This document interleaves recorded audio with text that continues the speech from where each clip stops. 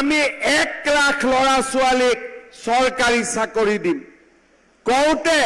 মইও বিশ্বাস কৰা নাছিলো যে কামটো হৈ যাব কবৰ কাৰণে কোনোবা নেদেখা শক্তিয়ে মোক সাহস দিছিলে আৰু মই কৈ দিছিলো 1 লাখ চাকৰি হ'ব অহাৰ পিছত জিকাৰ পিছত আমাৰ পাৰ্টিৰ মাজতো আলোচনা যে ই কেনেকৈ সম্ভৱ হ'ব 1 লাখ চাকৰি কেনেকৈ সম্ভৱ হ'ব আজি মই আপোনালোকক গৌৰৱেৰে কওঁ যে 97,000 ল'ৰা ছোৱালীক আমি যোৱা 2 বছৰত চৰকাৰী চাকৰি দিলো আৰু চাকৰি দিয়াতকৈ ডাঙৰ গৌৰৱৰ কথা এতিয়া চাকৰিৰ নামত আৰু কোনেও অসমত টকা ল'বৰ কাৰণে সাহ নকৰে টকা লোৱা বজাৰখনো আমি সদায় কাৰণে আজি শেষ কৰি দিলো শ্ৰদ্ধা ৰাইজ 1 লাখ চাকৰি হৈ গ'ল আজি মই আকৌ ক'ব খুজিছো যে যিদিনাখনে 1 লাখ চাকৰি দিয়া শেষ হ'ব সেই দিনাখনে আৰু 35,000 নতুন চাকৰি মই যুৱক যুৱতীসকলৰ কাৰণে মুকলি কৰি দিম জুলাই মাহত পুলিচত দৌৰিবৰ কাৰণে ৰেডি হৈ থাকক 3rd grade 4th গ্ৰেডৰো interview July মাহত হ'ব শিক্ষকৰ নিযুক্তিও হ'ব আৰু ভগৱানে কৰিলে তাৰ পিছতো আৰু 20-25,000 চাকৰি দিয়া ৰাস্তা মুকলি কৰিম এয়া মোৰ আপোনালোকৰ কাৰণে প্ৰতিশ্ৰুতি শ্ৰদ্ধা ৰাইজ আমি যেতিয়া অৰুণোদয় আৰম্ভ কৰিছিলো মাহত 830 টকা তেতিয়া মানুহে মোক কি কৈছিলে যে এইবোৰ ভেলকিবাজি ইলেকশ্যনৰ পিছত নোহোৱা হৈ যাব কংগ্ৰেছৰ মানুহবিলাকে মিটিং কৰি কৈছিলে যে অৰুণোদয় আঁচনি ইলেকশ্যনৰ পিছত নাথাকিব আজি 800 টকাৰ অৰুণোদয় 1250 টকাৰ হ'ল 18 লাখ মহিলাই অৰুণোদয় পাই আছিলে আজি 28 লাখ মহিলাই অৰুণোদয় পায় আৰু এই বছৰ আৰু 3-4 লাখ মহিলাক আমি অৰুণোদয় আঁচনি দিম ৰাইজ মই এতিয়া আপোনালোকক এটা ভাল কথা ক'ব খুজিছো যোনে যোনে ভাত খাই অহা নাই ভোকটো পলাই যাব ঠিক আছে যেতিয়া আমি ইলেকশ্যনৰ মিটিঙত সুধিছিলো যে ৰেচন কাৰ্ড কিমানৰ আছে আধাই হাত দাঙিছিলে আধাই হাত দাঙা নাছিলে কেইদিনমান আগতে মই কমলপুৰত মিটিঙত আহিছিলো পুথিমাৰীত তেতিয়াও মই সুধিছিলো কিমানে ৰেচন কাৰ্ড আছে আধাই হাত দাঙে আধাই নাদাঙে আজি আমি 42 লাখ লোকক নতুনকৈ ৰেচন কাৰ্ড দিলো এতিয়া হাত দাঙকচোন কাৰ কাৰ ঘৰত ৰেচন কাৰ্ড আছে এতিয়া যাদু হৈ গ'ল নে নাই আগত নাছিলে এতিয়া সবৰ হৈ গ'ল এতিয়া মই আৰু এটা কথা ক'ব খুজিছো যাৰ যাৰ ঘৰত ৰেচন কাৰ্ড আছে সেই ঘৰতে যদি এটা অৰুণোদয় দি দিও কেনেকুৱা হ'ব ভাল হ'ব না বেয়া হ'ব আচ্ছা মই এতিয়া আৰু এটা পৰীক্ষা কৰো ভাল হ'ব নে বেয়া হ'ব অৰুণোদয় এই মাই তই অলপ ইফালে আহ তাৰ পিছত কথা পাতিম ৰ 1 মিনিট তই তালখন অলপ পিছত বজাবি মাই এইফালে আহিব হ'ব তই এতিয়া এতিয়া মোক আপোনালোকে কওক অৰুণোদয় কিমানৰ আছে হাত দাঙক অলপ হাতখন দাঙি থাককচোন অৰুণোদয় কিমানৰ আছে এতিয়া আপোনালোকে নামক অৰুণোদয় কাৰ কাৰ নাই হাত দাঙক বা এতিয়া যদি যাৰ যাৰ ঘৰত ৰেচন কাৰ্ড আছে তাকে যদি অৰুণোদয় দি দিও অহাবাৰ হাত দাঙাটো বন্ধ হৈ যাবনে নাযাব হয়নে এইবাৰ মই সেইটো বুদ্ধি লৈ আহিছো ইমান সিলেকশন গণ্ডগোল হৈ থাকে যদিকে যি পৰিয়ালতে ৰেচন কাৰ্ড আছে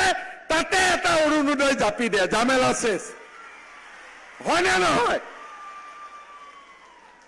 এতিয়া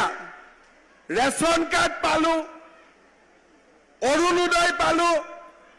অৰুণোদয় পালে কি হ'ব ৰেচন কাৰ্ড পালে কি হ'ব উজলা গেছো পাম উজলা গেছত বজাৰতকৈ 300 টকা কম দামত আমি উজলা গেছ পাওঁ ৰেচন কাৰ্ড পালে আমি কি পাওঁ প্ৰধানমন্ত্ৰীৰ আয়ুষ্মান ভাৰত আৰু মুখ্যমন্ত্ৰীৰ আয়ুষ্মান অসম 5 লাখ টকালৈকে চিকিৎসা বিনামূলীয়া এতিয়া মোৰ মনত আৰু এটা ইচ্ছা গৈ আছে যে যাৰ ঘৰত ৰেচন কাৰ্ড আছে সেই ঘৰত এজন মুৰব্বী মানুহ আছে নে নাই ঘৰত এতিয়া মুৰব্বী মানুহজনক ভগৱানে নকৰক মা কামাখ্যাই নকৰক কিন্তু মুৰব্বী মানুহজনৰ যদি এক্সিডেন্ট হয় কিবা কাৰণত বেমাৰ হয় মৃত্যু হয় ঘৰখনত অন্ধকাৰ নামি আহে নে নাহে সেই কাৰণে এইবাৰ আমি কৈছো যে যাৰ ঘৰত ৰেচন কাৰ্ড আছে তাৰ মুৰব্বী মানুহজনক আমি সৰকাৰী খৰচত ইন্স্যুৰেন্স কৰি দিম যাতে তেওঁৰ বিপদ হলে পৰিয়ালটোৱে ইন্স্যুৰেন্স লাভ কৰিব পাৰে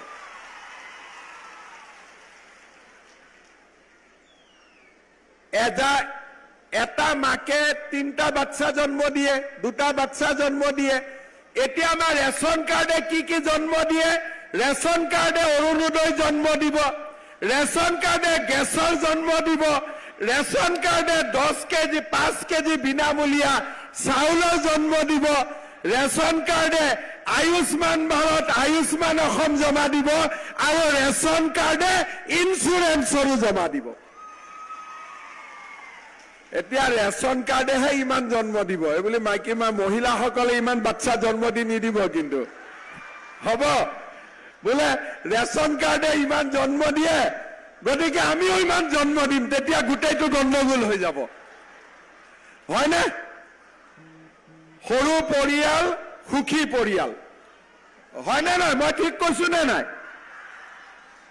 আমাৰ বাবা মাহঁতে দিছিল আৰু 5টা জন্ম কিন্তু এতিয়া আৰু নালাগে আৰু এতিয়া কমাব লাগিব ঠিক আছে এতিয়া ৰেচন কাৰ্ড হল অৰুণোদয় অলপ দিন মোক সময় লাগিব লগে লগে নহব কিন্তু মই কৈছো যেতিয়া ভগৱানে মুখেদি উলিয়াইছে যেতিয়া এইটো হৈ যাব বুলি ধৰি থৈ দিয়ক ঠিক আছে এইটো হ'ব বুলি ধৰক আৰু হল এতিয়া ৰাইজ এটা ডাঙৰ কথাটো হল আৰু এটা নতুন কাম কৰিব লাগে সেইটো হৈছে বাইদেউসকলক লাখপতি বাইদেউ বনাব লাগে লাগে না নাই লাখপতি হ'ব কাক নালাগে হাত উঠা কাক নালাগে আচ্ছা কাক লাগে হাত উঠাওক এতিয়া আচ্ছা এতিয়া হাতখন নামাওক এটা ভাতৰ ভোগটো অলপ কমছে নে নাই কমছেতো ভাতৰ ভোগটো ঠিক আছে এতিয়া লাখপতি আমি কেনেকে বনিম লাখপতি বাইদেউ বুলি ক'লেতো নহব পিছত আকৌ কংগ্ৰেছী বিলাকে ক'ব এই ক'ত মুখ্যমন্ত্ৰীয়ে লাখপতি বনাম বুলি কৈছিল ক'ত বনিলি বুলি ক'ব নহয় বিজেপিক জিকাব নে নাই মোদীক প্ৰধানমন্ত্ৰী পাতিব নে নাই নহলে আকৌ মই কৈহে থাকিম চব এনাই যাব ঠিক আছে নহলে আকৌ দিলীপ শইকীয়াৰ টেনচন হৈ যাব হয়নে নহয় মই কৈছো ঠিক আছে এতিয়া ফৰ্মখন ফিল আপ কৰিলে নে নাই আপোনালোকে কৰিলে কোনে সবে কৰিছে কি জানি তথাপিতো কৰা কেজনে হাত উঠাওকচোন আচ্ছা এতিয়া ফৰ্মখিনি আপোনালোকে দিলে এতিয়া আপোনালোকৰ সৰুকৈ ইন্টাৰভিউ হ'ব ইন্টাৰভিউ মানে এইবোৰ পৰীক্ষাৰ ইন্টাৰভিউ নহয় এটা ইন্টাৰভিউ বাচ্চা কেইটা আছে এইটোৱে খুঁজব খালি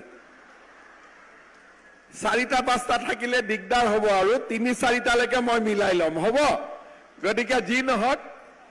এই কথাটো সোধাৰ পিছতেই এদিন ৰাতিপুৱা বেংকৰ একাউণ্টত আপোনালোকৰ মোবাইলত টিলিং মেছেজ আহিব আৰু একাউণ্টত টুপুং কৰি 10,000 টকা সোমাই যাব হল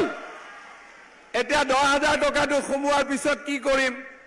গিৰিয়েকক দি দিম কোনে গিৰিয়েকক দি দিব এতিয়া মোৰ আগত কৈছে নিদিও বিলি পিছত আকৌ দি দিব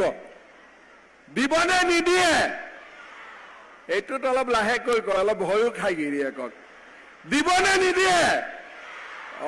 নাই নলয় গিৰিয়েকবিলাকেও, মই কৈ দিম টিভিত, আপোনালোকৰ চিন্তা নাই।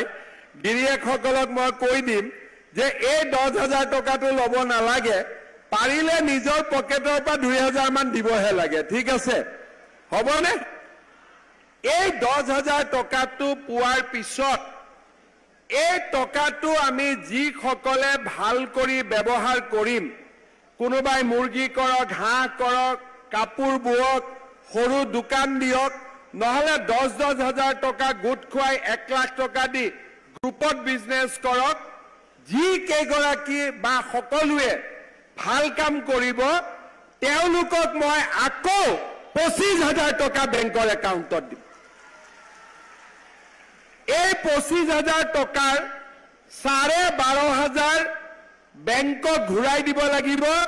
12,500 ঘূৰাই দিব নালাগে, আৰু বেংকক কোনো সুদ দিব